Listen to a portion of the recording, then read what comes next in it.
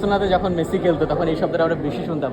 এটা কি বেশি মানে স্বস্তি দেয় বা শান্তি দেয়? এটা এক ধরনের উদযাপন করা, মানে এটা যখন আমরা শুনি তখন এটা উদযাপনটা আমেজটা ফিল করতে পারি। আর ইদানিং আমি যে হারে আর্জেন্টিনার জার্সি করে ছবি দিচ্ছি, কিছুদিন পরে আর কারা মেসি করলে আমার চেহারাটা সামনে আসবে, আমি সেটা স্টাবলিশ করার ট্রাই করতেছি। কিন্তু মেরিন তো মনোরথ আমরা দেখিনি, আমরা ভাবছিলাম যে কবে হতে পারবো, দেখে নাই তো মনে হয় দেখি ঘরের খবর আপনি কি করে জানলেন? জানি, দেখেন। যাই হোক, মেরিনকে আমি বলবো যেন মনোরথ দেখে।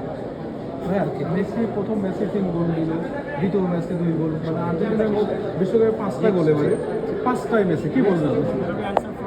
পাঁচটা গোলের মধ্যে 5টাই মেসি। অনেকে বলছে যে মেসি চলে গেলে আর্জেন্টিনার কী হবে। আসলে মেসি যতক্ষণ আছে তখন আর্জেন্টিনা মেসির পায়ে বল দেওয়ার চেষ্টা করবে, এবং এটাকে আমরা বলি যে মেসির সৈনিকরা একসাথে নামছে। আর তো এখানে যারা এখন খেলছে মেসির সাথে সবাই তার ফ্যান ছিল, এই বাচ্চাকাল থেকে মেসিকে দেখে আসা, তার সাথে এখন খেলছে, এটা তাদের জন্য দারুণ সৌভাগ্যের আমার কাছে মনে হয়। এবং এটা ওনারাও বলেন যে ওনাদের জন্য সৌভাগ্য, এবং ওনারা মেসির জন্য খেলছে।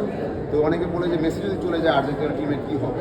তো আমার মনে হয় যে এই বাকি যারা খেলেন শুধু মেসি ডিবক্সের সামনে থেকে গোল দেয়, ওই পর্যন্ত বলটা নিয়ে যায় কিন্তু বাকিরা, রাইট।